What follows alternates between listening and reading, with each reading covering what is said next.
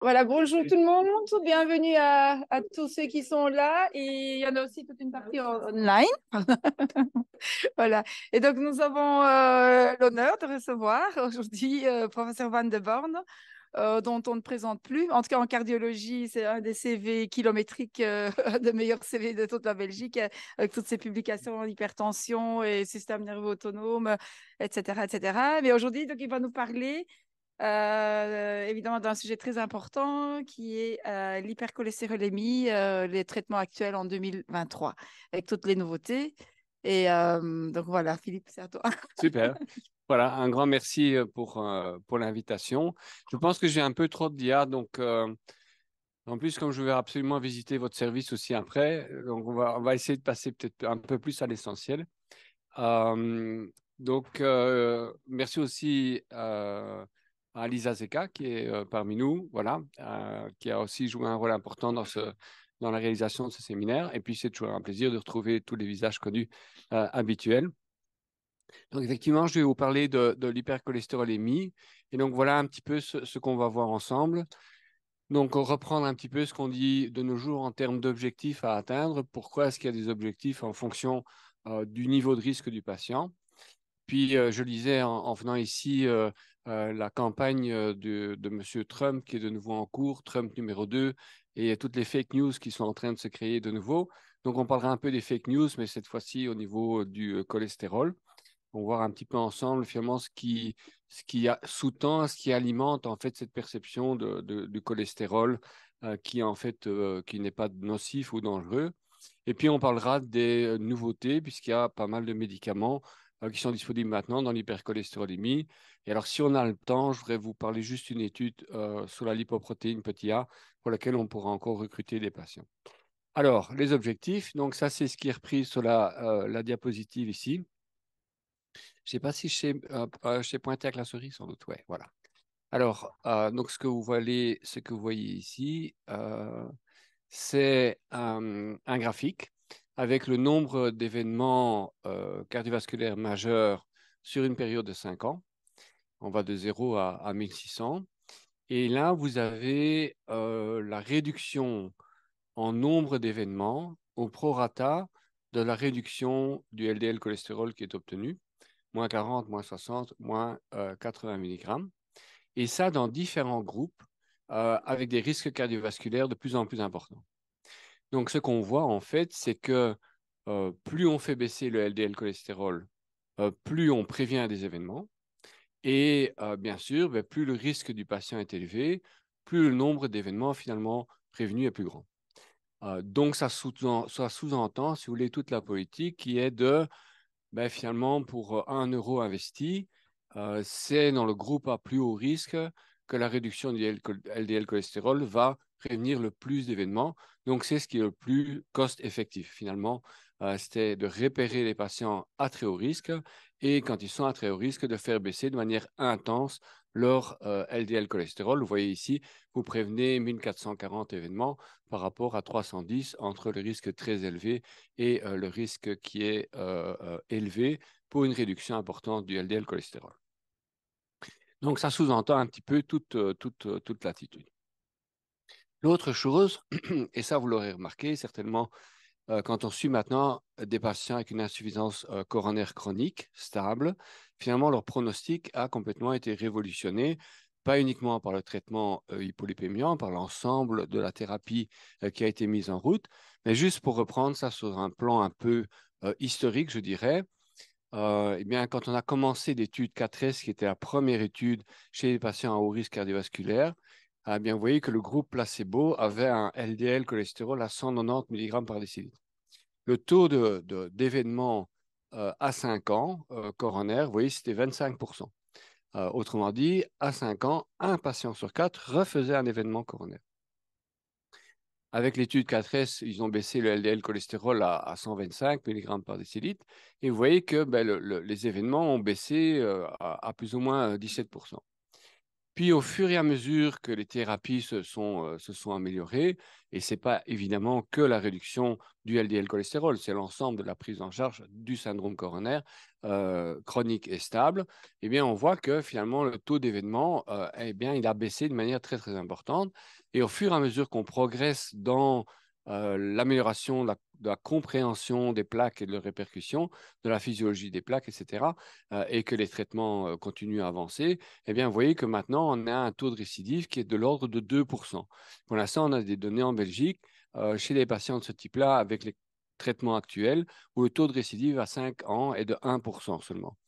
Donc, l'intérêt, vous voyez ici, c'est que l'histoire naturelle de cette maladie a été totalement modifiée, où on est passé d'une incidence de récidive de 25% sur 5 ans à 25 fois moins de nos jours. Donc, la pathologie coronaire stable était vraiment quelque chose de très dangereux avant, et ça l'est quand même beaucoup moins maintenant avec les différents traitements dont on dispose.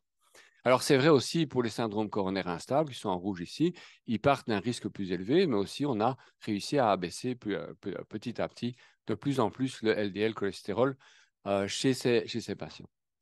Et donc, ça amène à la question, euh, pourquoi est-ce que de nos jours, on arrive à abaisser beaucoup plus le LDL cholestérol que ce qu'on faisait avant? Vous allez me dire, oui, c'est parce qu'il y a des nouveaux traitements. Oui, OK. Mais pourquoi est-ce que ces nouveaux traitements ont permis d'aller plus loin que ce qu'on arrivait à obtenir autrefois? Ça, c'est un graphique qui vient d'une ancienne recommandation de l'ESC, où vous voyez que quel que soit le niveau d'intensité du traitement hypolipémiant qui est administré, vous pouvez voir qu'il y avait un plafond de verre, on parle beaucoup de plafond de verre actuellement, il y avait un plafond de verre dans l'intensité de la réduction du LDL cholestérol qu'on pouvait obtenir. Il n'y avait pas moyen, même avec la plus haute dose de rosuvastatine, on ne savait pas faire baisser le LDL cholestérol plus de 60% de sa valeur de départ. Ça, c'était vraiment le maximum. Et moi, je me souviens, parce que ça, c'était un temps où, avec l'industrie, on pouvait voyager. Maintenant, c'est moins vrai pour les cardiologues comme nous. Mais il y avait une fois par an un séminaire à New York où il y avait vraiment un ponte qui revoyait tout ce qu'on avait dit en cardiologie. Et moi, j'étais descendu à un monsieur qui faisait hippie, là, j'avais dit, mais c'est quand même bizarre, parce que si on bloque totalement l'HMG-CoA réductase, ben, le foie, il produit plus de cholestérol, donc il doit recapter tout ce qu'il y a en périphérie. Pourquoi est-ce que ça se bloque? C'est bizarre. Il m'a dit, ouais, c'est parce que c'est comme ça. Bon, voilà.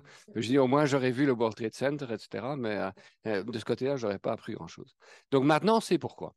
Et la raison, elle est ici, en fait, c'est qu'il y a quelques années, on a découvert que, en fait, les hépatocytes, ils sécrètent des récepteurs LDL cholestérol, ça, on le savait. Mais ce qu'on ne savait pas, c'est qu'il y a une protéine qui vient avec, qui est sécrétée en même temps. Et c'est une protéine qui, quand elle est présente sur le récepteur LDL cholestérol avec la particule du LDL, eh bien, elle conditionne la destruction de l'ensemble. Autrement dit, plus le foie produit des récepteurs LDL, plus il produit simultanément une protéine qui va conditionner sa destruction. Et c'est ce mécanisme qui expliquait pourquoi ça ne marche pas. C'est-à-dire que si on donnait des hautes doses de statine, eh bien le foie produisait beaucoup plus effectivement de récepteurs LDL, mais il produisait simultanément la protéine PCSK9, c'est son nom, qui conditionnait, si vous voulez, la destruction de l'ensemble LDL et récepteurs et protéines PCSK9. Donc, c'est un mécanisme de rétrocontrôle, en fait, visant à éviter une surexpression des récepteurs LDL sur le foie qui n'était pas connu. C'est quelque chose qui a été découvert il y a quelques années. D'où l'idée ici, vous voyez, que ben, ce qu'on fait ici avec un anticorps monoclonal, on va bloquer cette protéine. Par contre, ben, le foie, lui, continue à sécréter ses récepteurs LDL qui vont internaliser la particule, mais sans la protéine chaperon qui conduit à sa destruction, avec pour résultat, finalement, que les récepteurs LDL sont recirculés au niveau du foie et la densité est beaucoup plus grande maintenant que ce qu'elle n'était avant et du coup, ça fonctionne beaucoup mieux. Ce qu'il y a derrière ça aussi, c'est que si vous donnez des médicaments anti-PCSK9, n'oubliez pas qu'il faut aussi bloquer l'HMG-CoA réductase. Parce que si vous donnez qu'un médicament anti-PCSK9, il n'y en aura pas tellement qui va circuler et vous ne serez pas très efficace finalement. Donc, pour être très efficace en termes de réduction de LDL, il faut bloquer l'HMG-CoA réductase, activer la production de PCSK9 et la bloquer. Et c'est ce que vous pouvez voir ici. Ça, c'est tiré d'un des papiers sur ce médicament. Vous voyez la situation. Ici, on dit aux patients, mangez sainement. Hein, on sait ce que ça va donner. Ensuite, mangez sainement et prenez 10 mg d'atorvastatine ou 80 mg ou atorvastatine plus 10 mg d'ézetimibe. Qu'est-ce qu'on voit apparaître? Eh bien, vous voyez que la quantité circulante de protéines PCSK9 augmente d'autant plus que vous intensifiez le traitement. Et donc, c'est pour cette raison qu'il y a un plateau, un plafond de verre à l'efficacité des statines qui est levé par le blocage de PCSK9. Et donc, c'est grâce à ça maintenant qu'on arrive à avoir des taux de LDL beaucoup plus bas que ce qu'on n'a jamais eu. Il y a des êtres humains qui se baladent maintenant avec des LDL à 15 mg par décilitre, qu'on se demande même est-ce qu'on peut vivre comme ça? Est-ce que c'est pas dangereux? Alors, donc en Belgique, je vous ai repris les conditions de remboursement des médicaments qui bloquent PCSK9. Donc, pour l'évolucumab, donc c'est remboursé chez les patients qui sont en prévention secondaire de maladies coronariennes, cérébrovasculaires et ou périphériques. Et le plafond qui est mis ici, c'est un LDL au-dessus de 100 mg par décilitre sous les traitements maximaux tolérés, statine et ézetimibe, et on ne fait pas mention de l'acide bempédoïque dont je vais vous parler tout à l'heure. Alors, voilà ce qu'on peut obtenir de nos jours avec un inhibiteur PCSK9. Vous voyez que PCSK9 plus Rosiva 40, par exemple, plus ézetimibe, ben, vous faites baisser le LDL cholestérol de 85%. Donc, on peut atteindre des niveaux extrêmement bas en LDL cholestérol. J'ai repris ici un petit peu les mêmes notions qui viennent des recommandations de l'ESC. Vous voyez que plus le risque cardiovasculaire est élevé, plus on recommande d'aller bas. Donc, quand le risque est élevé, c'est en dessous de 70 mg par décilitre. Quand le risque est très élevé, en dessous de 55 mg par décilitre. Et il faut une réduction de 50% de la valeur de base pour abaisser le LDL et donc prévenir le plus d'événements cardiovasculaires. Qui est-ce qui est à risque très élevé? Toute la prévention, je dirais, secondaire, tous les patients qui ont un risque score plus de 10%, l'hypercholestérolémie familiale, l'insuffisance rénale, des patients diabétiques avec différentes atteintes d'organes cibles. C'est un petit peu le tout venant de ce qu'on voit en cardio. Alors, ce qui est bien aussi maintenant, c'est que on a pas mal de cohortes de patients qui ont une mutation qui produit en fait l'effet du médicament qu'on donne. J'ai un bel exemple pour ça. Donc, les étimibes, en fait, les étimibes bloquent ici le transporteur qu'on appelle Niemann-Pick-like. C'est un transporteur au niveau du tube digestif. Et donc, c'est un transporteur qui va absorber le cholestérol alimentaire, qui rend compte de plus ou moins 30% du cholestérol circulant que l'on peut mesurer.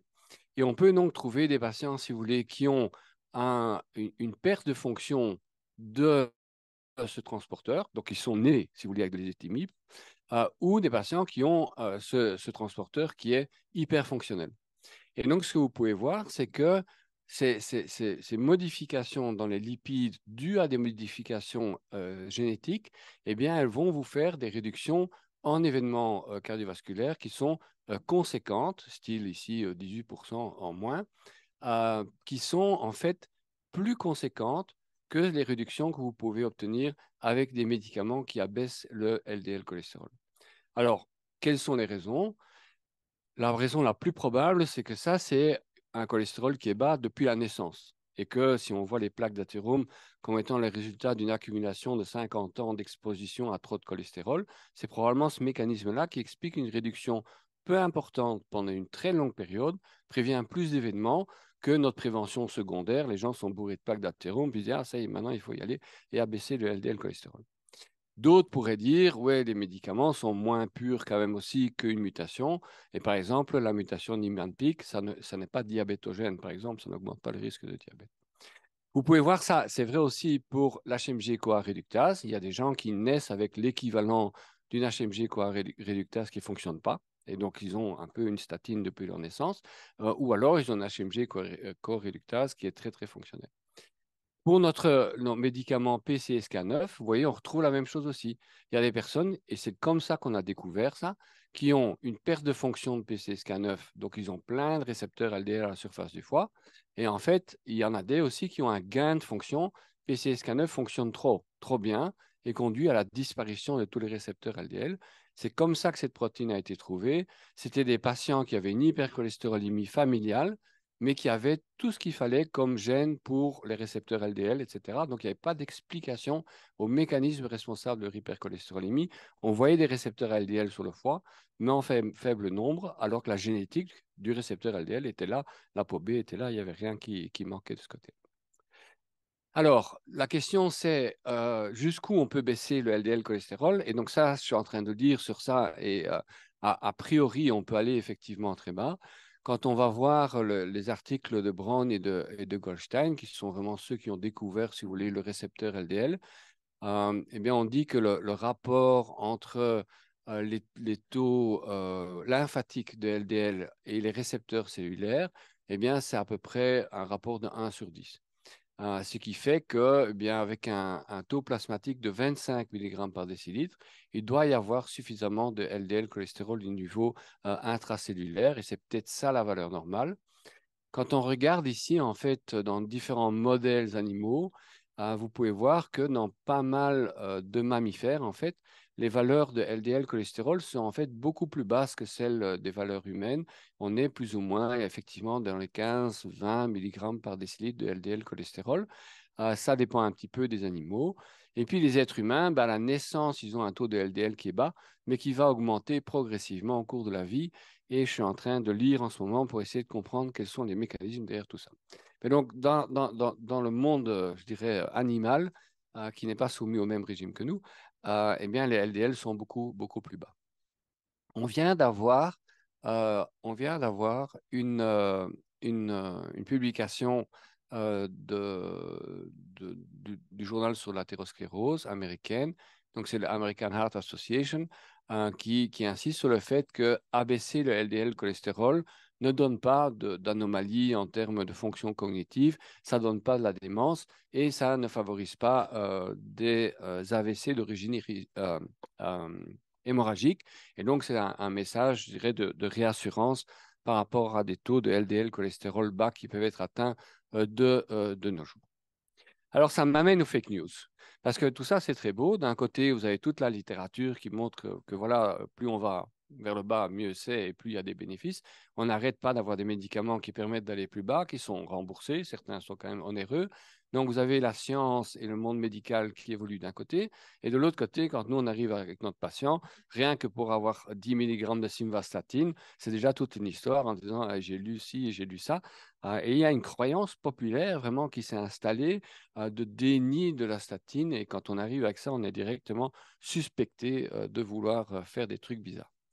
Alors, c'est vrai que si vous êtes monsieur et madame lambda et que vous allez regarder sur le net, il n'y a rien à faire, on va tomber sur ça. Le docteur de Lorgeril, c'est aussi le premier auteur d'un article dans le New England sur le bénéfice du régime méditerranéen, sur le risque cardiovasculaire, chercheur du CNRS, etc. Bref, donc a priori, son CV de départ, il est bien. Le problème, c'est un peu ce qui est arrivé après, mais ça a beaucoup affecté quand même les journalistes et même les patients, parce que vous avez ce chercheur, il est médecin et tout ça, il écrit prévenir l'infarctus et l'accident vasculaire cérébral sans prendre de médicaments. Dites à votre médecin que le cholestérol est innocent, il vous le soignera sans médicaments. L'horrible vérité sur les médicaments anticholestérol. Cholestérol, mensonge et propagande. Cholestérol et statine, enfin, ça n'arrête pas. Et après ça, c'était contre le vaccin de la grippe, mais ça, c'est un peu moins regardé. Ici, le professeur Even, c'est quand même un ancien doyen aussi. Il a écrit aussi les mensonges sur le cholestérol, etc. Bref, et ça a généré évidemment beaucoup de nouvelles. Maintenant, ça s'est un peu calmé, mais quand même, ça reste sur le net et ça a affecté clairement nos patients. Alors, il se fait que, vous savez, parfois une partie des livres sont disponibles sur l'Internet. Vous pouvez charger, mais vous n'avez pas tout. Il y a des pages qui manquent parce que si vous voulez avoir toutes les pages, il faut acheter le truc. Et donc, moi, je n'ai pas été payé tout ça, mais vous voyez que ça, c'est 18, 13, 10 euros, 15 euros. Enfin bref, si on veut lire tout ce qu'il a écrit, on en a quand même pour une centaine d'euros. Donc, moi, j'ai téléchargé en fait des parties qui étaient gratuites. Je voudrais juste vous montrer ce qu'il y a dedans, parce qu'en fait, on ne se rend pas compte de ce qu'il y a à l'intérieur. Et ceci, c'est donc ma spécialité, la cardiologie. C'est pas un cardiologue en fait, mais c'est vrai qu'il s'intéresse à des sujets cardiologiques. Et ce qu'il dit dans son livre, c'est qu'avant 2000, tout était faux. C'est-à-dire, il n'y avait pas de contrôle. L'industrie pharmaceutique écrivait ce qu'elle voulait. Les médecins étaient corrompus. Tout le monde était acheté. Enfin bref, tout ce qui a été publié avant 2000 est faux. Et donc, l'étude 4S, je vous montre ici, c'est pas juste les hospitalisations pour angine de poitrine instable. Hein. Les sujets qui sont en vie. Donc, être en vie ou être mort. Et donc, c'est une étude qui montre que quand on a une pathologie coronaire et qu'on a un LDL cholestérol à 190, et si on reste avec ça, eh bien, par rapport à ceux qui ont un LDL à 120, eh bien, il y a une différence de mortalité totale. C'était un effet majeur parce qu'à ce temps-là, les taux de cholestérol étaient très hauts. Je dis, mais ça, c'est complètement faux. Et pour preuve. Et pour preuve, quand on va regarder ce qui a été publié après avec les autres études, comme par hasard, après 2000, alors que maintenant on commence à faire de la science de qualité, eh bien vous voyez que les différentes études qui donnent une statine chez des patients qui ont une pathologie coronaire, ben, vous voyez que ça réduit plus du tout la mortalité. Voilà. Donc ça, c'est clair, c'est parce que maintenant, la science, elle est juste. Il y a un contrôle, on ne peut plus raconter n'importe quoi. Bien sûr, si on est un journaliste ou si on est quelqu'un de la population générale, on lit ça, on se dit, mais c'est vrai, ce type, il a raison, c'est évident.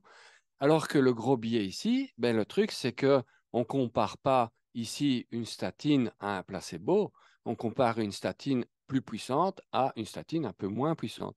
Donc, il n'y a que des groupes thérapeutiques. C'est comme si vous dites, ah, je vais regarder l'effet, je sais pas moi, de la pénicilline sur la pneumonie, ben, la mortalité totale diminue. Puis vous dites, je vais regarder la pénicilline par rapport à, je sais pas moi, l'ampicilline. Donc, au total, ben, la mortalité va plus diminuer puisque les deux groupes sont traités. Il y aura peut-être un jour en plus ou un jour en moins. Mais avec ce genre de choses, à travers tout son bouquin, quand on n'a pas de formation médicale ni scientifique, ben, les gens, évidemment, ils se font piéger par ça, y compris les journalistes. Alors, après aussi, donc dans la courbe, vous avez vu où il y a la corrélation entre le LDL et les événements cardiovasculaires. Ben alors, il enlève des points en disant cette étude-là, je ne l'aime pas, celle-là, elle n'est pas bien, là, je ne sais pas quoi. Et donc, le P, ça devient 0,0554. Il dit, ouais, c'est non significatif, il n'y a pas de corrélation, etc. Et tout le bouquin est comme ça. Mais donc, ça génère, évidemment, ça a généré beaucoup, beaucoup, beaucoup de nouvelles. Et alors, en psychologie, c'est connu ça. Et d'ailleurs, dans les temps actuels, ça fait un peu peur parce que c'est ce qu'on appelle l'illusion de la vérité, c'est-à-dire qu'il paraît qu'il suffit de répéter un truc qui est plausablement, avec une petite plausibilité et qui est faux. Il suffit de le dire plein, plein, plein de fois, et puis les gens vont commencer à croire ça. Et c'est ce qu'on constate. Avant 2000, il n'y avait personne qui avait des douleurs musculaires, ils n'avaient pas les articulations qui craquaient avec les statines, et maintenant, cette croyance populaire est installée, et bonne chance pour arriver au bout. Alors, l'article que j'aime le plus, moi, dans ce domaine, de l'intolérance aux statines, et vous allez voir qu'on s'induit en fait nous-mêmes en erreur aussi. Donc, qu'est-ce qu'ils ont fait ici? C'est une étude magnifique. Ils ont pris 60 patients à haut risque cardiovasculaire avaient déjà eu une intolérance, qui avaient une intolérance aux statines, certains d'entre eux ayant pris jusque 5 statines différentes et qui chaque fois ont des effets secondaires qui font qu'ils ne tolèrent pas les médicaments. Alors, ils ont été randomisés en trois bras. Donc, il y en a deux de ces bras qui sont faciles à comprendre et qui sont logiques, qui sont, ben, on les met dans la statine qu'ils détestent, ou on leur donne une pilule avec du placebo. Mais ce qui est intéressant ici, c'est qu'ils ont en plus un bras, le troisième bras, qui est une boîte vide, une boîte où il n'y a rien. Donc, quand le patient prend le placebo ou la statine, il ne sait pas vraiment ce qu'il y a dedans. Donc, on teste vraiment l'effet secondaire. Par contre, quand il a la boîte vide, il est sûr qu'il n'y a rien. Et donc, on va voir, si vous voulez, ce que fait la suspicion d'avoir une statine par rapport au fait de rien avoir. Et c'est relevant par rapport à ce que nous, on fait. Parce que nous, on fait dans la vie de tous les jours, on dit, bah, arrêtez le traitement, on va voir si ça va mieux. C'est-à-dire que ce qu'on fait, c'est on passe de la boîte active à la boîte vide. Et bien, du coup, le patient, il n'a plus le nocebo et il dit, ah, mais voilà, ça craque plus, mes muscles vont mieux, je marche mieux. Vous allez voir ça ici, c'est très impressionnant. Donc ici, ils ont une application. Tous les jours, ils encodent simplement est-ce que j'ai mal, voilà, est-ce que je suis raide le matin, enfin, tout ce qui peut se passer, un peu des céphalées, enfin, voilà, tous les symptômes. Et vous voyez ici, ça c'est quand je prends rien, je sais que la boîte est vide. Ça c'est quand je prends une statine. Donc, ce qu'on voit, c'est que clairement, passer dans le groupe statine, effectivement, par rapport à rien, ça augmente les effets secondaires.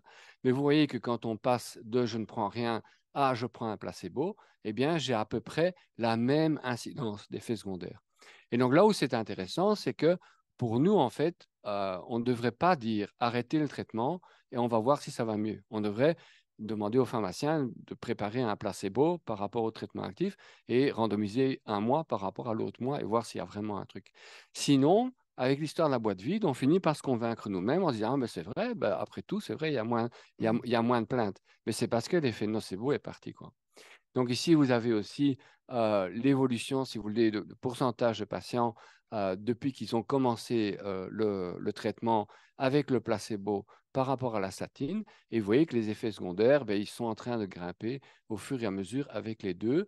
Mais c'est vrai, il faut le reconnaître, c'est pas significatif, il n'y a que 60 patients. Il y a quand même une toute petite différence. Elle n'est pas significative, mais il y a peut-être quand même quelque chose. Peut-être qu'effectivement, dans certains patients, il y a quelque chose, mais ça a l'air très fin et très difficile quand même à démontrer. Alors, ça m'amène aux nouveautés. La première, c'est l'acide bempédoïque. Donc, l'acide bempédoïque, on peut le comprendre un peu comme l'équivalent, si vous voulez, de l'enzyme de conversion et de l'antagoniste de l'angiotensine. C'est juste bloquer la même chaîne à différents niveaux. Donc, l'acide bempédoïque, il bloque la production du cholestérol hépatique un peu plus précocement. L'HMG-CoA réductase est ici. Et ici, on a la citrate-lyase, juste après le cycle de Krebs, horrible souvenir de nos études, où on produit du citrate et puis on va vers l'acétyl-CoA, etc. Alors, ce qu'il faut dire, je pense, aux patients, c'est que l'acide bempédoïque est en fait une prodrogue et que cette prodrogue ne peut être rendue active que par un enzyme qui n'existe que dans le foie. Donc, je pense que, en tout cas, moi, je dis ça comme ça aux patients. Je dis, écoutez, voilà, bon, tolérez pas les statines, mais on a quand même une solution. Et la solution ici, eh bien, c'est un produit, il n'est actif que dans votre foie. Il ne va pas agir dans vos articulations, ni dans les muscles, ni ailleurs. Donc, c'est vraiment une drogue qui est spécifique de l'hépatocyte et qui, sinon, fait la même chose qu'une statine. Ça abaisse la production de LDL intrahépatique. Du coup, le foie augmente le nombre de récepteurs à LDL cholestérol à la surface du foie pour recapter plus du cholestérol circulant. Alors, il y a aussi une base génétique pour ça, c'est-à-dire qu'ici, vous avez, ça c'est la citrate-lyase. On peut naître avec une citrate-lyase qui n'est pas efficace et bah, sur votre vie, ça réduit de 20% le risque de faire un événement coronaire, comme pour les récepteurs PCSK9, LDL, l'HMG-CoA réductase et là où fonctionnent les éthymibes. Il y a un background aussi génétique pour dire que effectivement, la même chose, mais par un biais génétique, va aussi donner la même réduction d'événements cardiovasculaires. Alors, ce n'est pas une molécule qui est très, très puissante, mais ça permet quand même de baisser le LDL cholestérol. C'est quand même quelque chose qui est utile. Vous voyez que tout seul, ça fait baisser entre 18 et 25% le LDL cholestérol. Ça marche un peu moins bien quand on le rajoute à une statine. Quand le patient n'a pas de statine, ça fait baisser de 25% le LDL cholestérol. Et ce qu'on va faire dans la majorité des cas, on va le combiner à l'ézetimibe, parce que les deux ensemble, là, on aura une efficacité qui sera plus importante. Enfin, je voudrais vous rappeler aussi que doubler la dose de statine tout seul, hein, donc on passe d'Atorva 40 à Atorva 80, vous allez gagner que 6% de réduction des LDL cholestérol. Et vous savez pourquoi? C'est parce que vous produisez plus de PCSK9 qui vont antagoniser l'effet de la plus forte dose. Alors, entre-temps, il y a eu une publication qui a été relativement vite chez des patients qui étaient intolérants aux statines. Donc, c'était des patients à très haut risque et qui n'avaient pas de traitement hypolipémiant. Et donc, ça, c'est vrai que dans la réalité de tous les jours, on a des patients comme ça, ils refusent les statines. Les éthymibes, ça ne fait pas baisser très bien. On n'est pas au niveau où on voudrait arriver. Et donc, il y avait plein de patients, effectivement, qui ont pu être randomisés là-dedans. Et donc, ce que vous voyez, c'est que bah, le LDL cholestérol, il a baissé de 26% avec l'acide bempédoïque. Ça a réduit la HSCRP, donc il y avait moins de plaques d'athérome qui étaient inflammatoires. Et on voit une réduction des quatre composantes du MES. Hein, donc, c'est les décès cardiovasculaires, les événements ischémiques non fataux, les AVC non fataux et les revascularisations. Et c'est vrai pour par exemple les infarctus fataux et non fataux aussi, tout est très significatif. Donc, c'est une molécule qui a déjà, si vous voulez, ses preuves d'efficacité en morbimortalité. Ça a été très vite. Ça ne fait pas si longtemps que l'acide bempedoïque est là, mais on a déjà les données cliniques qui montrent aussi qu'il y a moins de revascularisation coronaire, par exemple, chez ces patients. Maintenant, il y a des effets secondaires. Il y en a un sur lequel je voudrais attirer votre attention, c'est l'hyperuricémie.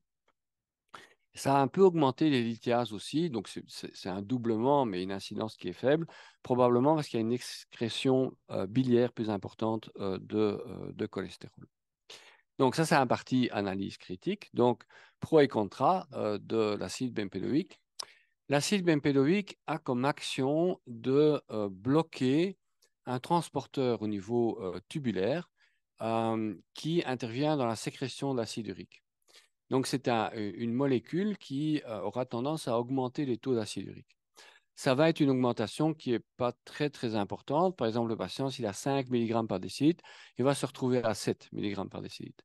Mais si vous avez un patient qui est un goutteux, qui fait crise de goutte sur crise de goutte, ce n'est pas une bonne idée de lui donner l'acide bempédoïque, en tout cas tout seul. Il faut peut-être lui donner de l'allopurinol en plus, mais il faut savoir que ça va faire monter les taux d'acide urique.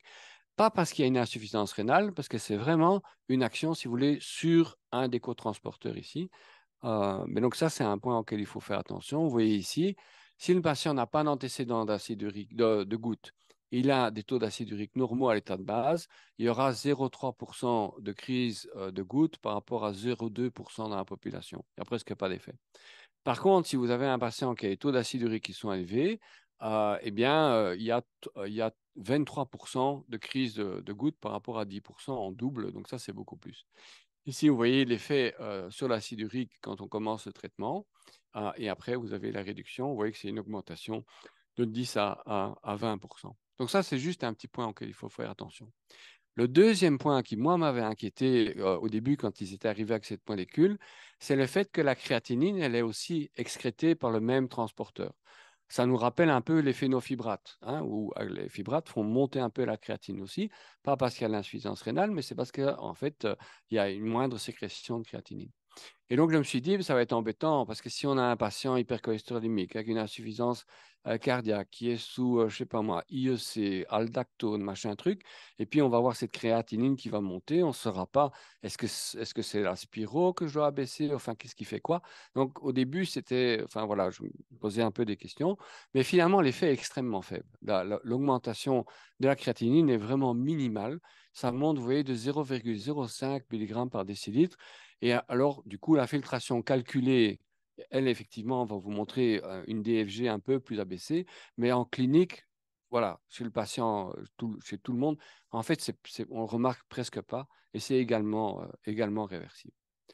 Dernier point, il y a aussi un risque, si vous voulez, de surdosage si vous donnez l'acide bempédoïque chez des patients qui prennent de la simvastatine. Bon, normalement, la simvastatine, ça ne devrait plus être notre molécule favorite, sauf chez des patients, il ne faut pas baisser beaucoup le LDL cholestérol ou qui y répondent super bien. Mais donc, peut-être se souvenir que si on donne de l'acide bempédoïque avec la simvastatine, il ne faut pas donner plus de 20 mg par jour, 40 éventuellement, mais il faut savoir que ça va doubler les taux. C'est-à-dire que si vous donnez 40, ben, le patient est exposé à l'équivalent de 80 mg, ce qui est quand même pas très bon non plus du point de vue hépatique, etc. C'est plutôt à éviter. Voilà, c'est les seuls éléments. Alors, les inhibiteurs PCSK9, donc vous avez vu, et ça je crois que c'est vraiment important, c'est qu'il faut arriver à bloquer l'HMG-CoA réductase. Vous pouvez le faire avec une statine ou l'acide bempédoïque comme vous voulez, mais c'est important de faire ça pour augmenter la production de PCSK9 et pour arriver à la bloquer avec l'inclisiran. Donc je pense que l'inclisiran, idéalement, il ne devrait pas arriver tout seul. Il devrait arriver à quelque chose qui bloque l'HMG-CoA. Et d'ailleurs, on le voit maintenant, parce qu'on fait une étude prospective des patients sous inclisiran, et on voit que les patients qui ont probablement que cette molécule, ben finalement, les taux de LDL cholestérol qu'ils atteignent sont bien, mais ils ne sont peut-être pas quand même en dessous de 55 chez tout le monde. Alors, on peut bloquer ça de plein de façons différentes. Une, c'est des anticorps monoclonaux ici. L'autre, ben, c'est d'administrer un ARN inhibiteur qui est pris par l'hépatocyte et qui va simplement bloquer, simplement entre guillemets, bloquer la synthèse du récepteur à LDL cholestérol. de la protéine PCSK9. Alors, c'est une technique qui fonctionne qu'au niveau du foie, mais c'est déjà assez incroyable. Il y a d'autres techniques aussi de ce type pour d'autres choses que vous connaissez. Hein. Donc, ce qu'ils ont réussi à faire, l'ARN est ressenti ou reconnu par le système immunitaire comme étant une agression virale, en fait. La plupart des virus sont des virus ARN. Donc, le système immunitaire, il pisse les ARN et dès qu'il en envoie, il les détruit. Donc, ça fait des années, des dizaines d'années qu'on essaie d'administrer des ARN inhibiteurs et qu'on n'y arrive pas. Donc, ce qu'ils ont réussi à faire, c'est à entourer cet ARN de façon à ce qu'il soit plus reconnu par le système immunitaire, ce qui est déjà une fameuse gageure. Et la deuxième chose, c'est d'arriver à amener ça sur un organe spécifique. Et donc ici, il y a une terminaison particulière dont le foie est hyper avide et il va capter alors ce précurseur de l'ARN inhibiteur et ce sera délivré uniquement au foie. Donc avec une injection sous-cutanée, vous ciblez le foie et ça marche pour plein d'affections en fait sur des protéines anormales produites par le foie. Alors voilà, donc vous voyez la réduction, c'est évidemment très important. Vous avez une réduction de 50% des LDL cholestérol, 51 mg par décilitre. C'est maintenu au cours du temps et je vais vous montrer que maintenant, on a aussi finalement un suivi au long terme qui montre que le bénéfice est bien maintenu. Et ce qui a été une découverte extraordinaire, c'est la très longue rémanence de l'inhibiteur PCSK9. Donc on le donne une fois après 3 mois et puis tous les 6 mois. Et votre patient, ben, il est couvert pendant ce temps-là, donc pendant des périodes qui sont quand même très longues. C'est un avantage, mais c'est aussi un inconvénient, c'est-à-dire qu'il faut être aussi derrière le patient pour être sûr et s'assurer qu'il prend bien son traitement et qu'il n'oublie pas. Alors, l'administration est hyper facile et ça a été une surprise très agréable de voir aussi que c'est super bien toléré. Donc, au pire, on a une petite injection un peu irritative au niveau du site d'injection, parce qu'il y a peut-être un petit effet immunogène quand même, mais on n'a pas démontré, si vous voulez, d'anticorps inhibiteurs par rapport à cette technologie et l'effet est maintenu à long terme. Alors, analyse critique du traitement, qu'est-ce qu'on peut dire? Les anticorps monoclonaux ont comme particularité, si vous voulez, de bloquer tout le PCSK9 circulant. Donc, quel que soit l'organe qui produit PCSK9, finalement, quand le PCSK9 arrive dans le compartiment sanguin, ça va être bloqué par l'anticorps monoclonal. Tandis que l'inclisiran, eh bien, lui, il a une action que hépatique. Et donc, il va, au niveau hépatique, bloquer PCSK9. Et donc, ce qu'on va voir, c'est que la réduction en termes de LDL cholestérol est un peu plus basse avec l'inclisiran. C'est 44%, c'est quand même déjà beaucoup. Mais par rapport à l'évolucumab, ici, en l'occurrence, vous voyez que c'est une réduction de 61%. Ça baisse un peu plus. Mais par ailleurs, et donc ça c'est ce qu'on voit ici, c'est les patients qui étaient sous evolocumab qui sont randomisés après en inclisiran et on voit que on réduit le LDL cholestérol, mais on le réduit un peu moins quand même que sous evolocumab. Donc on perd un petit peu en efficacité. Par contre, on gagne énormément en simplicité parce que ben, l'inclisiran, d'abord, il ne faut pas se l'administrer tous les 2 semaines, donc c'est quand même beaucoup moins d'injections. L'inclisiran, ça va être maintenu, l'évolucumab, il faut maintenir ça au frigo. Donc, si votre patient, il voyage, bref, c'est plus facile de prendre des seringues. Vous allez me dire, bon, c'est des voyages longs de 6 mois. Mais enfin, on a des gens quand même qui vivent aux Canaries, etc. Donc là, il y a moyen de prendre le traitement avec soi. C'est facile à emporter. Ben voilà, c'est finalement 2 injections par an.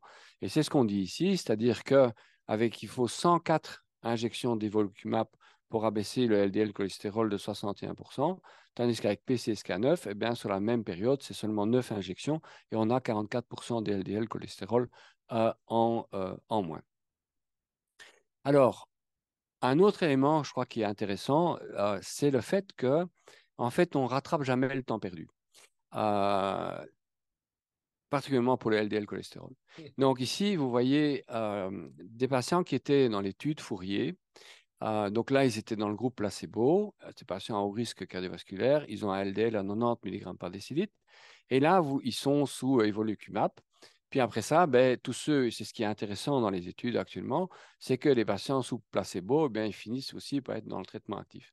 Donc, on va comparer l'évolution au cours du temps de personnes qui ont maintenant un LDL à 30 mg par décilitre, mais qui, dans le passé, ont eu pendant 168 jours un LDL plus haut à 90 mg. on pourrait se dire que c'est un épiphénomène. Suffisamment, bon, c'est pas tellement de cholestérol comme différence. Mais vous voyez que quand on continue à suivre les patients, eh bien, le groupe qui était dans le groupe placebo ne rattrape jamais le groupe qui avait été traité plus précocement par l'inhibiteur PCSK9 injectable. Autrement dit, il reste un excès de risque et les deux courbes n'arrivent jamais à se rejoindre. J'ai encore ceci ici, et c'est ce qui m'amène finalement à dire ben, jusqu'où est-ce qu'on doit aller en LDL cholestérol, parce que ceci, c'est l'évolution, si vous voulez, des patients dans l'étude Fourier, avec le LDL cholestérol qu'ils avaient au cours du temps. Et donc, vous voyez qu'il y a des personnes qui se promènent maintenant avec un LDL cholestérol qui est de l'ordre de 10 mg par décilitre, quand même très, très bas, avec d'autres ben, qui répondent moins bien et qui sont quand même encore au-dessus des 70 mg. Et donc, la courbe en rouge, c'est des personnes qui ont 10 mg de LDL au cours du temps. Eh bien, vous voyez qu'elles ont moins de décès cardiovasculaires, d'infarctus et d'AVC que le groupe qui est un peu plus haut ici, entre 30 et 45 mg par décilitre. Et là, vous avez le groupe plus haut. Donc, peut-être que la valeur auquel on doit arriver, si on y arrive un jour, c'est peut-être pour des valeurs pareilles. L'autre point qui reste, c'est que évidemment, c'est pas qu'un cholestérol à zéro que les gens deviennent éternels. Donc, vous voyez ici qu'il reste évidemment un risque résiduel qui est quand même pas négligeable non plus dans le groupe ici qui est à très très haut risque parce que vous voyez qu'à 5 ans, ben, il y a quand même quelque chose comme 8% d'événements. Hein, donc, mais il y a quand même moyen, avec des taux plus bas, d'arriver encore plus bas. La question, c'est jusqu'où on peut aller. Et si vous m'invitez encore une fois, je vous donnerai cette réponse. Alors, ça, c'est le lien qu'on connaît actuellement entre LDL cholestérol et la probabilité de faire un événement cardiovasculaire. Donc, vous voyez que ça monte quand même pour des taux plus hauts. On ne va pas dire que c'est exponentiel. Et ici, on a tendance à se stabiliser, mais il n'y a pas vraiment d'endroit, je dirais, où ça devient tout à fait à zéro. Les études avec l'inclisiran sont des études qui sont en cours. On a pas mal recruté de patients là-dedans. Et donc, il y a 2 études de très grande taille dont les résultats sont attendus en 2026 et en 2027. C'est des patients sous un traitement médical maximal avec un LDL cholestérol qui est ici au-dessus de 70 mg par décilitre. Et on verra ce que fait l'addition d'inclisiran chez ces patients. Donc, 2026, on y sera rapidement. Alors, il me reste encore un tout petit peu de temps, très court, pour la lipoprotéine petit a. Donc, la lipoprotéine petit a, c'est quelque chose qu'on ne dosait quasi pas avant et qui a connu, si vous voulez, une période d'engouement, puis une période de déception, et puis maintenant, il y a de nouveau une période d'engouement qui est là. Donc, ça, c'est le nombre de publications, et puis actuellement, c'est en train de remonter. Pourquoi? Eh bien, c'est parce que, tout comme vous l'avez vu avec l'inclisiran, on peut bloquer maintenant aussi la production hépatique de l'apo petit a qui fait la lipoprotéine petit a. Et donc maintenant, on a des nouveaux êtres humains qui viennent d'être créés avec ce genre de traitement. Ils ont une lipoprotéine petit a proche de zéro et on est en train de voir l'évolution de ces patients dans différentes études. Alors, on va pas trop vous embêter avec la LP petit a, c'est un sujet en soi. On ne sait pas à quoi elle sert, en fait. Différentes espèces ont présenté des mutations qui sont comparables, alors qu'elles n'ont aucun lien entre elles. Donc, le petit hérisson ici, il a aussi une lipoprotéine petit a, et on ne sait pas du tout pourquoi. Les mutations sont présentes à proximité du chromosome 6, où vous avez aussi le plasminogène, et on ne sait pas du tout à quoi ça a servi. On a peut-être une idée qui est le fait que, d'abord vous montrer, donc la LP petit a, c'est juste une lipoprotéine LDL sur laquelle il y a l'ApoA qui s'est inséré ici au-dessus par un lien covalent là. La particularité, vous voyez, c'est que les êtres humains, ils ont le domaine de la protéase du plasminogène qui est présente, mais qui n'est pas active. Donc, la LP petit a, elle va se mettre en fait sur le plasminogène et bloquer l'action du plasminogène. Donc, c'est un compétiteur naturel, si vous voulez, à notre propre plasminogène, qui du coup, ben, ça ne pourra pas le dégrader en plasmine, et donc on aura un effet prothrombotique de la LP petit a. Peut-être que ces animaux et les êtres humains, à ce moment-là, ils se tapaient la tête tout le temps, et peut-être qu'ils saignaient moins avec la LP petit a. Mais personne ne sait à quoi ça servait, mais c'est plutôt prothrombotique. Si on va voir dans les plaques d'athérome, on va trouver de la LP petit a, donc elle est spécifique ici, et on va les retrouver dans les plaques d'athérome. C'est très pro-athérogénique et il y a plein de lipoprotéines oxydées qu'on peut retrouver dans les plaques d'athérome. Donc, vous voyez, c'est pro-inflammatoire, pro-athérogène, pro-thrombotique, et donc on pense que ce n'est pas très, très bon pour les êtres humains qui en ont beaucoup. Et pour les cardiologues particulièrement, il y a beaucoup d'études qui montrent que des taux élevés de LP petit a initient le phénomène de calcification valvulaire. Donc, si vous voulez, quand vous suivez un patient, il y a un moment où la valve elle commence à s'épaissir, elle devient calcifiée. Ce moment d'initiation est vraiment favorisé par la LP petit a. Ensuite, il y a une évolution naturelle délétère qui se fait, qui ne semble pas être vraiment dépendant de la LP petit a. Ça augmente, vous voyez, tous les événements cardiovasculaires que vous pouvez voir là. La particularité, c'est que 90% des taux de LP petit a sont déterminés génétiquement. Je pourrais vous expliquer facilement, ça prendra encore 30 minutes. Mais ce n'est pas tellement compliqué. Mais donc, le truc, c'est que si on a un des deux parents qui a une LP petit a très haute, eh ben, on a une chance sur deux de l'avoir soi-même également très haut.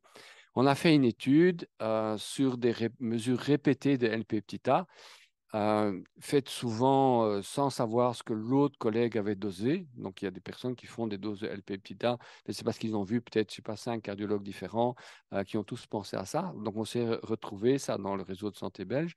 Et donc, ici, vous voyez quelqu'un qui avait fait 7 mesures de LP-PTA. Et on peut voir que plus on fait des mesures de LP-PTA, on ne réduit pas le coefficient de variation. Donc, c'est très reproductible d'une personne à l'autre dans les grandes lignes. Quelles sont les valeurs normales? On ne le sait pas, puisqu'on n'a pas encore réussi à baisser la LP petit a, sauf dans les études en cours actuellement. Et donc, vous voyez que toutes les sociétés maintenant savantes disent que voilà, qu'il faudra avoir une LP petit a en dessous de 50 mg par décilitre ou 125 nanomoles, et que si on a 180 ou plus que 430 nanomoles, c'est équivalent à une hypercholestérolémie familiale hétérozygote. Mais on manque encore d'études d'efficacité clinique. Ça, c'est la distribution de la LP petit a. Vous voyez que la plupart des gens ont des valeurs qui sont normales. Puis alors, il y a un petit pourcentage ici qui se retrouve à des valeurs très hautes. Les statines ne font pas baisser ceci. Les médicaments qui bloquent PCSK9, oui, probablement parce qu'il y a presque plus de LDL. Et donc, on ne sait pas mettre l'ApoA dessus. Donc, il y a moins de lipoprotéines petit a. Mais ça fait baisser de 20%. Alors, on a eu 3 études. L'étude avec le pélacarsen qui est en cours, les patients sont suivis depuis 2 ans. Une étude avec l'opalziran, le recrutement est fini. Mais il y en a une qui est en cours qui sera avec le lépodisiran, qui est un recrutement large. Et donc, si vous avez des patients qui ne participent pas encore à l'étude, moi, je vous conseille de les inclure là-dedans. Parce que même s'ils ont le placebo, après ça, ils seront randomisés, ils iront dans le traitement actif. Et avant que la Belgique rembourse ce traitement, je pense qu'il faudra attendre 10 ans. Est-ce que c'est dangereux? Probablement pas. Les études épidémiologiques sur les taux de LP petit a naturels montrent qu'au niveau génétique, rien, moins de maladies cardiovasculaires, mais au niveau épidémiologique, il y a un lien entre une LP petit a plus bas et plus de diabète et plus de pathologies psychiatriques. Donc ça, ce sera à rechercher dans les études. Merci pour votre attention. Et ça, c'est juste l'étude LP petit a si vous avez des questions pour savoir quels sont les critères d'inclusion. Je vous remercie pour votre attention. Ben, je voudrais poser une question un peu de novice qui est comme gastro, qui n'est pas cardio. Donc, nous, on voit de plus en plus de patients, évidemment, avec des NASH, syndrome métabolique, facteur de risque cardiovasculaire indépendant. Et donc, je me posais la question, si on a un cholestérol total normal en prévention primaire, est-ce qu'il y a un intérêt à diminuer le LDL aussi Ouais. Donc, il y a 2 points là-dedans, effectivement. La première, c'est que il y a quand même un risque il y a quand même un risque, je vais mettre au bon moment, il y a quand même un risque, je pense, qui n'est pas démontré, mais peut-être de stéatose hépatique, je sais pas, de stéatose hépatique, je pense, si on donne qu'un inhibiteur PCSK9. Probablement que c'est bien quand même simultanément de bloquer la chimia-CoA réductase ou la production de cholestérol intrahépatique pour éviter une surcharge graisseuse. Alors, l'autre question, effectivement, c'est à partir de quand est-ce qu'il faut commencer à donner une statine? Donc, quand on voit dans les recommandations, voilà ce qu'ils disent. Ils disent, donc, si on prend le patient qui a un risque de moins de 1%, donc on prend vraiment la personne avec un risque presque zéro, quoi. Donc, quand commencer un traitement à quelqu'un qui a zéro risque? Le NASH ou le MAFLD, il a un risque plus haut déjà. Et donc, quand le LDL, cholestérol, est au-dessus de 190, ils disent qu'il faut faire un régime. On peut baisser de 5, 10, 15% et arriver en dessous de 115. Si on est en dessous de 115, c'est bon, on ne doit rien faire. Par contre, si on reste, et c'est souvent le cas, entre 190 et 115, ils conseillent, c'est un niveau 2A, donc il faudrait y penser. On a aussi 2B, il faut peut-être y penser, et 3, il ne faut pas le faire. Donc là, il faudrait penser à initier un traitement pharmacologique. Voilà, c'est ça qui est dans les recommandations. Parce que quand je demande souvent l'avis des cardiologues, quand on a un MAFL, puisque Oui, c'est un facteur de risque cardiovasculaire, c'est la principale cause de décès, sauf si on a une ouais. fibrose sévère, qui devient hépatique. Et souvent, ils ne sont pas traités. Mais donc, il y a un intérêt à traiter si Je je comprends pense. ça. En fait, il y a un calculateur que vous pouvez prendre facilement sur votre GSM, qui est le calculateur SCORE. Et en calculant le risque score, ce qui est vraiment facile à faire, il donne le risque annuel. Puis on peut mettre une statine et on voit de combien ça baisse le risque individuel. Et on peut même le dire aux patients. On dit voilà, on réduit votre risque de 20% et le number needed to treat, c'est 30 par exemple. Donc là, on est convaincu. Parfois, on fait l'exercice et le number needed to treat, c'est 700. Alors probablement qu'on va moins insister. Et un commentaire plutôt d'hépato qui n'est pas cardio. Oui, non, Nous, ouais. on a l'inverse quand on veut prescrire une statine, que le patient a un problème de foie. Souvent, les généralistes, ils ont très peur des problèmes hépatiques parce qu'il y a quelques rares cas d'hépatite exceptionnels sur statine. Et bon, maintenant, ça a été bien démontré par les études que c'est même hépatoprotecteur, les Oui. statines. Il y a même une diminution probablement peut-être de la fibrose. Et il y a des études même dans l'hypertension portale que ça Oui, diminuerait même l'hypertension oui, voilà, portale. tout à fait. Donc, c'est même plutôt hépatoprotecteur. Exactement. Et même effectivement, s'il y a une cytolyse hépatique, mais qu'elle n'est pas majeure, sinon on va voir le gastro-entérologue. Mais effectivement, on peut montrer que c'est très efficace pour la prévention des autres événements cardiovasculaires aussi. Donc, in toto, le patient est gagnant. Bonjour, merci pour Bonjour. ce séminaire très intéressant. Une question en fait sur la lipoprotéine A. Est-ce qu'il y a une augmentation d'hypoprotéine sous statine? Est-ce que vous avez déjà vu ça? Et en fait, voilà, qu'est-ce qu'on a comme traitement? Est-ce que le PSCK9 a montré oui. une diminution de la lipoprotéine? Ah. Et en fait, moi, je suis biologiste, comme vous le savez, et on a beaucoup de demandes maintenant de doser la lipoprotéine A et l'homocystéine à jeun. Oui. Ils disent que c'est pro-inflammatoire. Merci de me commenter cela. Oui, bien sûr, merci pour la question. L'effet des statines sur la L-peptida est controversé. Il y a des personnes qui disent effectivement que ça peut faire monter de 10 à 20% le LDL cholestérol. Ça, c'était dans l'article initial de Tsimikas, là. Mais entre-temps, il a écrit un autre papier en disant que, somme toute, ça avait été estimé qu'une toto, ça n'avait probablement pas d'effet sur le LDL cholestérol. Donc, je crois qu'on peut être rassuré quand même pas d'effet sur la L-peptida. Donc, je crois qu'on peut être rassuré. Ce qu'on voit en tout cas, c'est que quand on baisse de manière très importante le LDL cholestérol, là, il n'y a pas de doute, la L-peptida diminue. Donc, normalement, avec moins d'ApoB et moins de particules LDL cholestérol, ben, on ne s'est pas fixé dessus l'APO petit a, et donc on ne s'est pas créé de L-peptida. Donc, logiquement, ça devrait plutôt la baisser, mais dans les faits, probablement que ça ne fait pas grand-chose. Il y a un peu de variation. Il ne faut pas oublier aussi que ça, vous le savez mieux que nous, c'est qu'il y a une variabilité quand même intrinsèque aussi dans la méthodologie, l'immunoturbidimétrie. Là, quand on recontrôle, on a quand même un peu de variation aussi. Donc, normalement, de ce côté-là, je pense qu'il faut être rassuré. Et votre deuxième question, oui, c'est l'homocystéine. Donc, personnellement, je ne suis pas convaincu que l'homocystéine, c'est utile parce qu'il y avait des études chez les patients artéritiques. C'est un vieux papier dans le New England où ils avaient donné de l'acide folique versus placebo. Voilà. Et ça n'avait pas eu d'effet finalement sur la morbimortalité. Mais l'acide folique diminuait l'homocystéine de manière importante, mais sans efficacité clinique. Donc peut-être que c'est un marqueur, mais on en a beaucoup d'autres. Donc je ne crois pas que l'homocystéine, c'est utile à doser. Je ne pense pas, moi. Moi, je ne le dose pas en tout cas. Encore une question d'un gastro-entérologue. Non, non.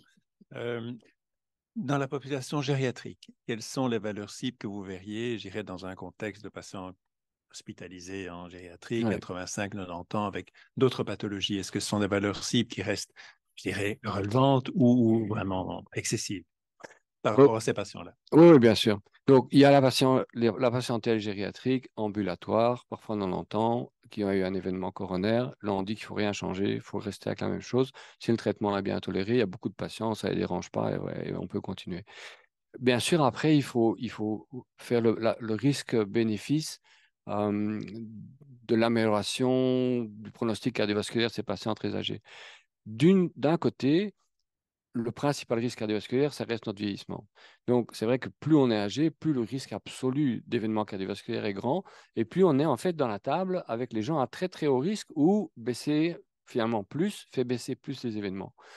Mais il y a un moment où les comorbidités font que je pense si l'espérance de vie est moins d'1 an, probablement que là, c'est quelque chose qui ne se justifie plus. Dans le domaine de l'hypertension artérielle, il y a eu des études comme ça où ils ont, chez les octogénaires, à mon avis, vous connaissez l'étude, mais ça, c'était plutôt les octogénaires en bonne santé, etc. On pourrait se dire 85 ans, si c'est encore à peine de baisser la tension. Eh bien oui, quand ils ont une tension au-dessus de 150 par rapport à ceux qui ont moins de 150, il y a moins d'AVC, il y a moins d'insuffisance cardiaque, etc.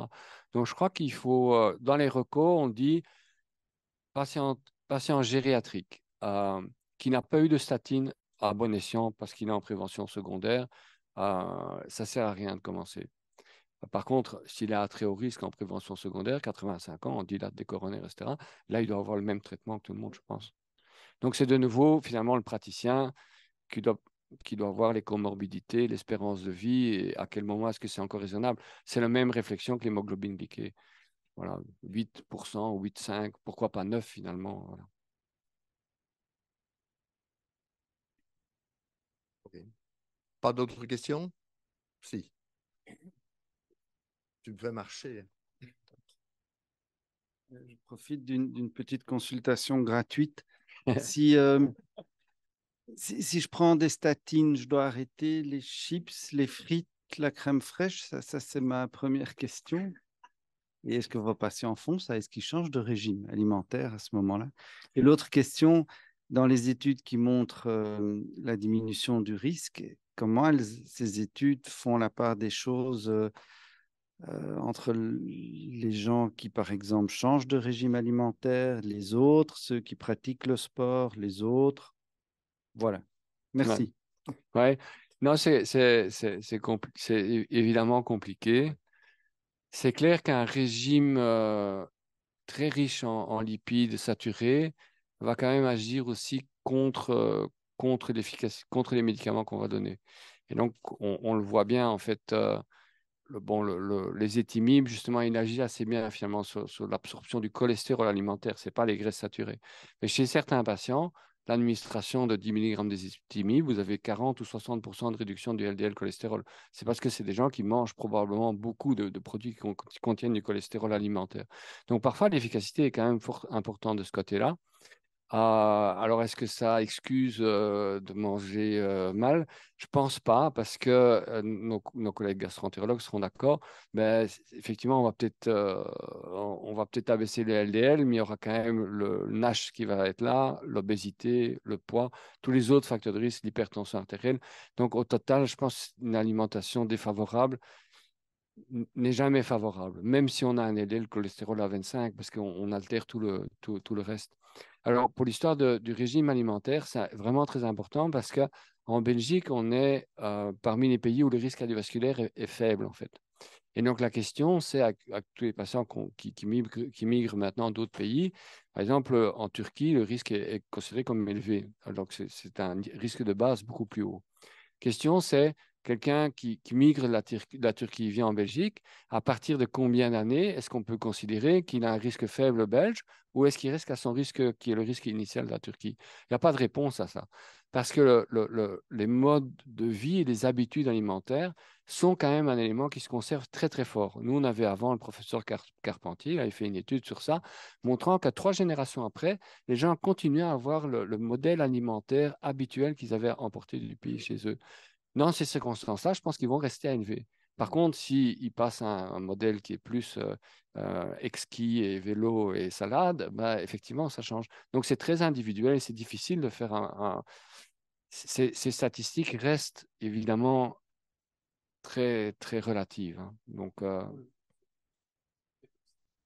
oui, oui, ouais, voilà. OK. Pas d'autres questions? Alors, il reste à Merci. remercier le professeur Van der Born et l'Assemblée nombreuse.